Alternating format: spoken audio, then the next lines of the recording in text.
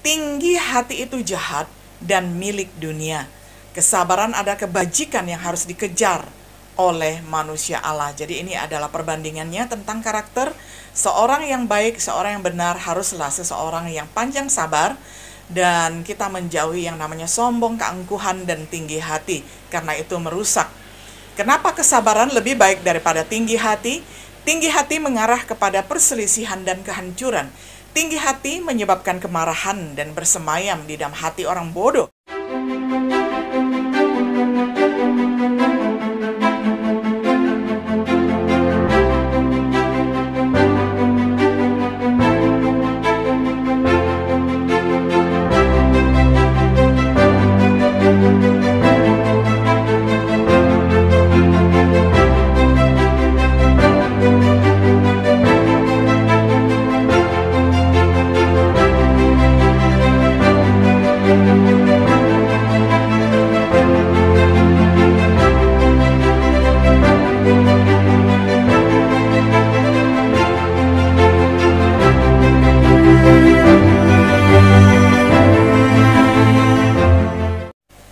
Shalom sahabat setia yang dikasihi oleh Tuhan.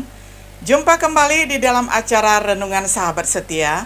Pada hari ini kita tiba pada episode yang ke-7 di dalam serial perenungan kitab Pengkhotbah dengan tema Nasihat untuk Hidup Lebih Baik. Kita baca firman Tuhan bersama-sama dari Pengkhotbah 7 ayat 1 hingga ayat yang ke-14. Saya bacakan untuk kita semuanya. Nama yang harum lebih baik daripada minyak yang mahal, dan hari kematian lebih baik daripada hari kelahiran.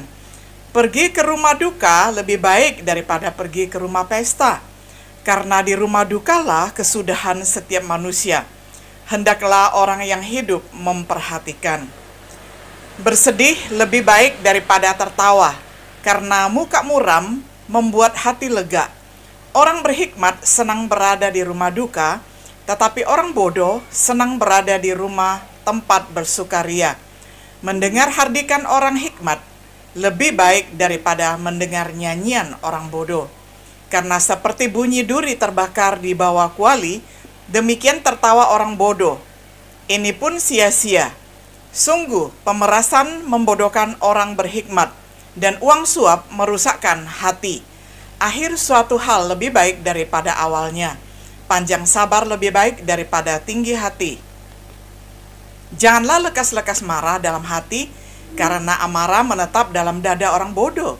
Janganlah mengatakan mengapa zaman dulu lebih baik daripada zaman sekarang, karena bukannya berdasarkan hikmat engkau menanyakan hal itu.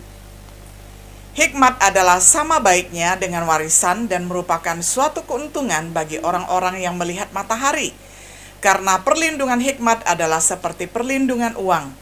Dan beruntunglah yang mengetahui bahwa hikmat memelihara hidup pemilik-pemiliknya.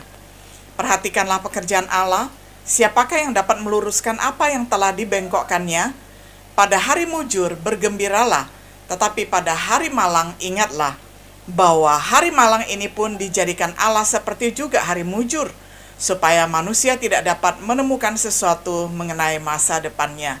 Sampai sedemikian jauh pembacaan firman Tuhan dari Pengkhotbah 7 ayat 1 hingga ayat yang ke-14.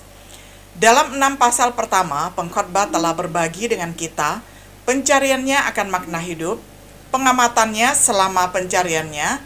Dia telah mengulangi kesimpulannya berkali-kali.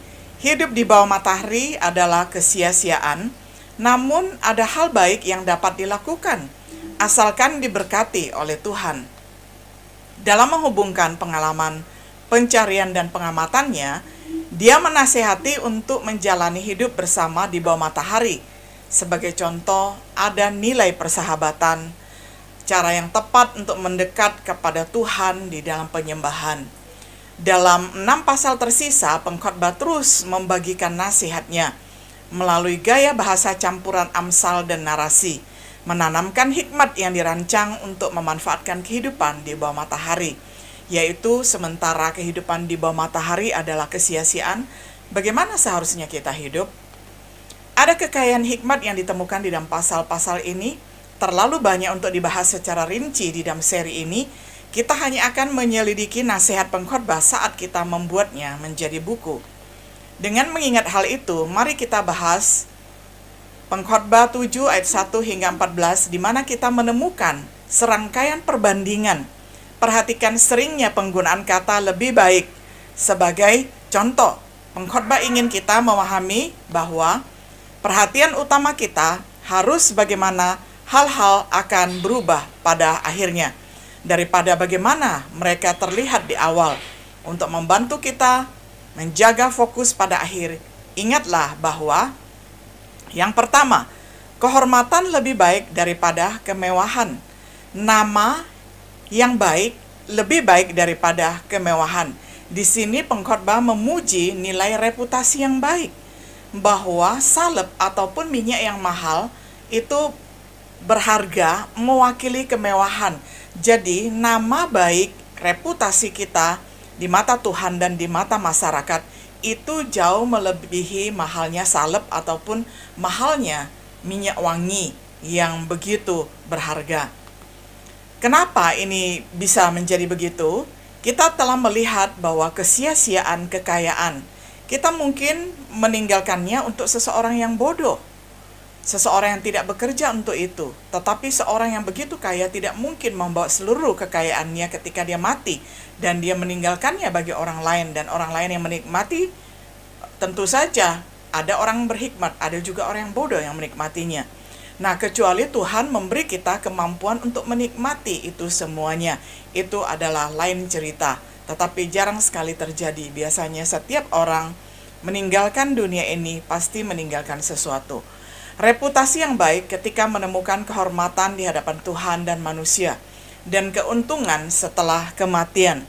Sama seperti yang terjadi dengan nenek moyang dari Perjanjian Lama, apabila nama kita tetap tertulis, itu jauh lebih baik ya.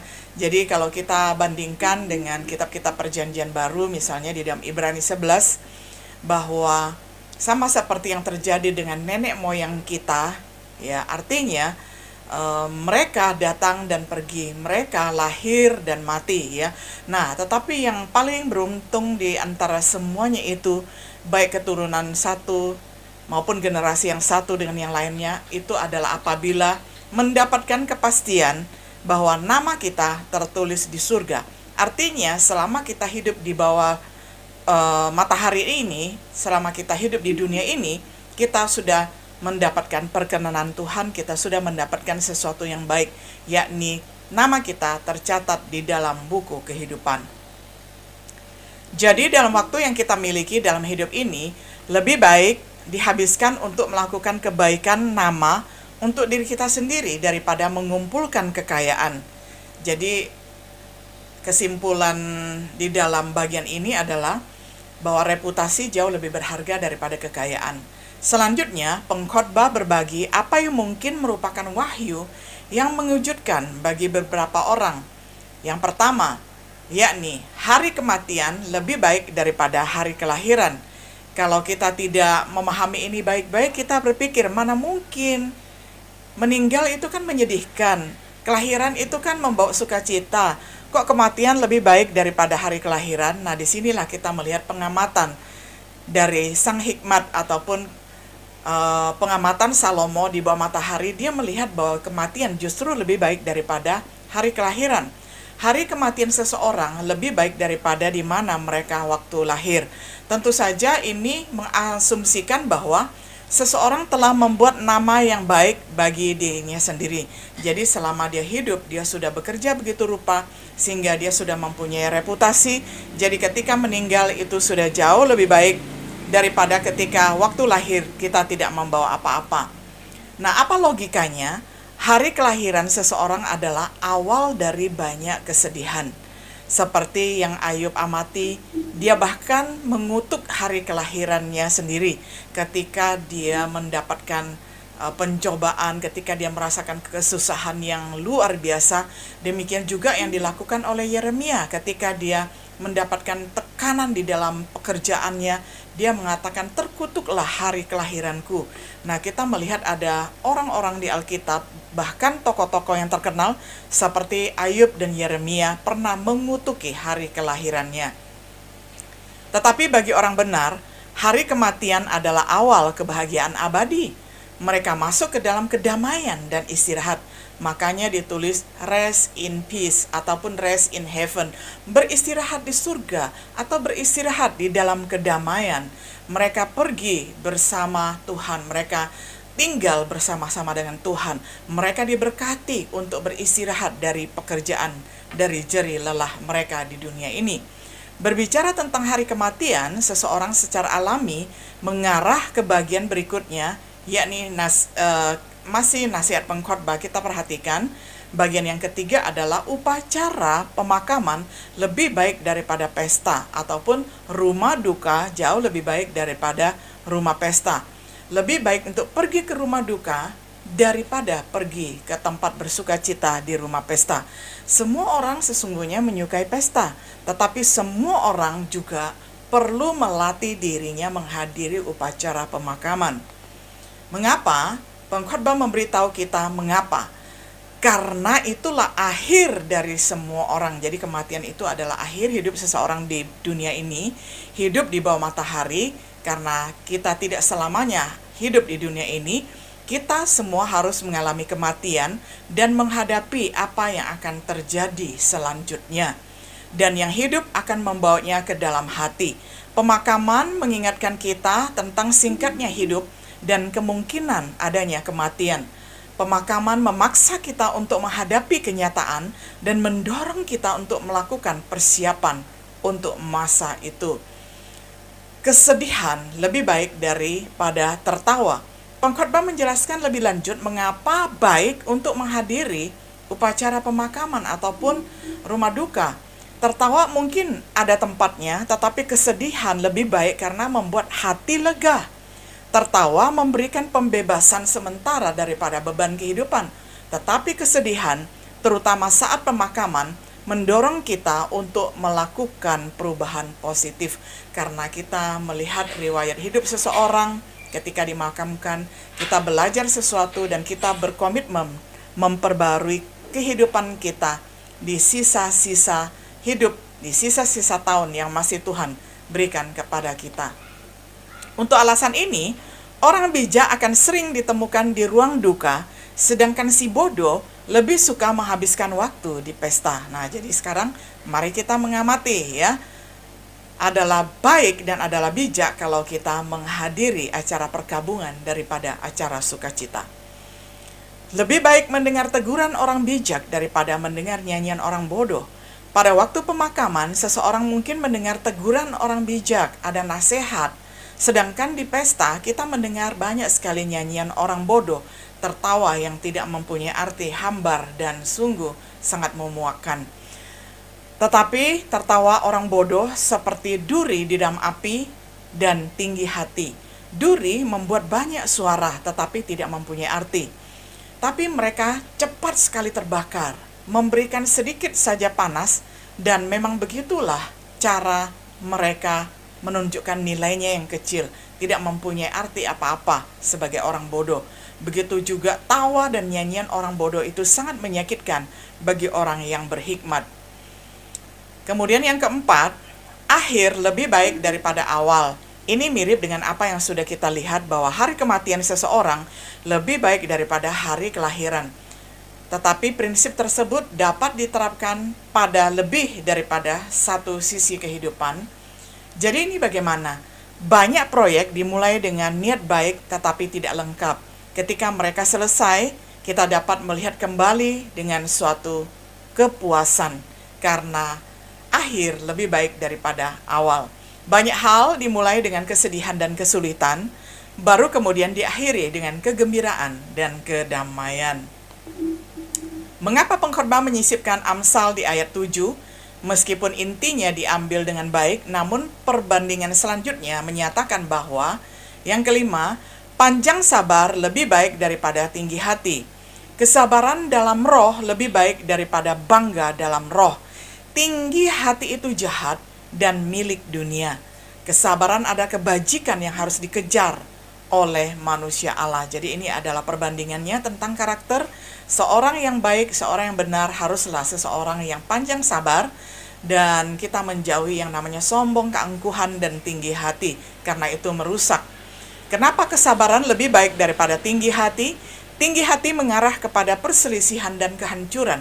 Tinggi hati menyebabkan kemarahan dan bersemayam di dalam hati orang bodoh. Sedangkan kesabaran di sisi lain menunjukkan hikmat dan diperlukan untuk keselamatan. Baik keselamatan di dunia ini maupun keselamatan sempurna. Permata hikmat lain yang menuntun pada kehidupan yang lebih baik adalah pemahaman bahwa yang keenam, saat ini lebih baik daripada masa lalu. Kita jangan mengatakan mengapa zaman dulu lebih baik. Orang sering mengenang masa lalu yang indah. Mereka sering mengeluh bahwa keadaan masa lalu lebih baik daripada masa sekarang. Nah, ini nasihat pengkhotbah yakni Salomo kepada kita semua adalah apapun keadaan kita pada saat ini itu jauh lebih baik daripada menengok masa lalu.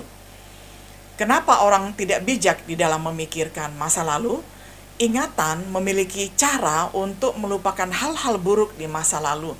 Bahkan jika seseorang mengalami pencobaan saat ini, kita mungkin mengabaikan kesempatan untuk banyak kebaikan di masa sekarang karena kita terlalu berkutat di masa lalu.